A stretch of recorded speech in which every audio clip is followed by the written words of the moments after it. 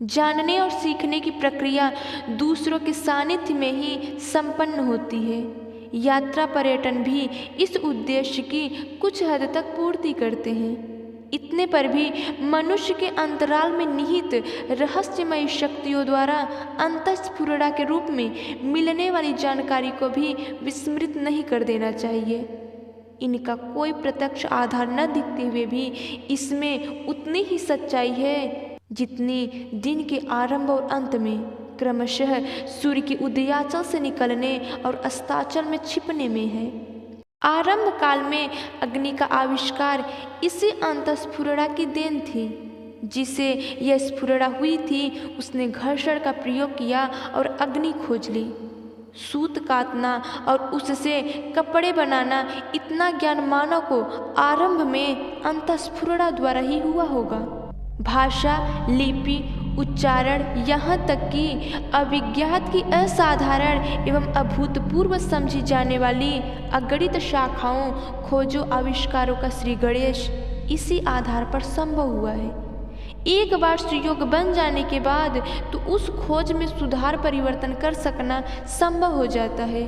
पर जहाँ कोई प्रत्यक्ष आधार ही न हो वहाँ इस प्रकार की अनायास सूझ को व्यक्ति अथवा शक्ति की रहस्यमय उपलब्धि ही माना जा सकता है।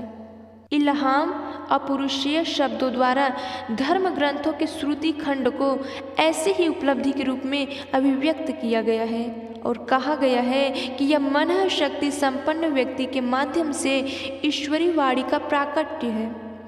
इस प्रक्रिया में चाहे वे पैगंबर हो, देवदूत हो अथवा अतीन्द्रिय क्षमता संपन्न मनीषी, उन्हें व्यक्ति न मानकर एक प्रचंड विचार प्रवाह का प्रतीक माना गया व उनके माध्यम से भविष्य में क्या कुछ संपन्न होने वाला है इसकी अभिव्यक्ति की गई। हर धर्म समुदाय में ऐसे इल्हाम रहस्यमय अंतःस्फुरणा के रूप में देखे समझे जा सकते हैं। भविष्य ज्ञान, प्रोफेसी, पूर्वाभास इसी श्रेणी में सम्मिलित माने जाते हैं। उसके कथित रूप में घटित होने पर मान लिया जाता है कि निराधार नहीं है।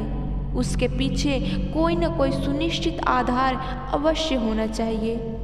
भविष्य कथन का यह आधार चाहे जिस भी विद्या पर अवलंबित हो उसे आश्चर्यजनक, अद्भुत या दैवी ही समझा जाता रहा है। पर अब वैज्ञानिक भी इस बात को स्वीकारने लगे हैं कि वर्तमान के अध्ययन द्वारा भविष्य के बारे में बहुत कुछ बताया जा रहा है।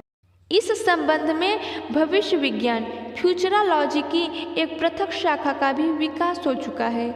इसे भविष्यवाणी तंत्र का एक अंग माना जाए तो कोई अतियुक्ति न होगी। इसी संदर्भ में विश्व के मूर्धन्य लेखकों की कई पुस्तकें यथा H.G. वेल्स की shape of the things to come, time machine तथा B.F. स्किनर की Walden two, brave new world एवं 1984 पिछले दिनों प्रकाशित हुई है।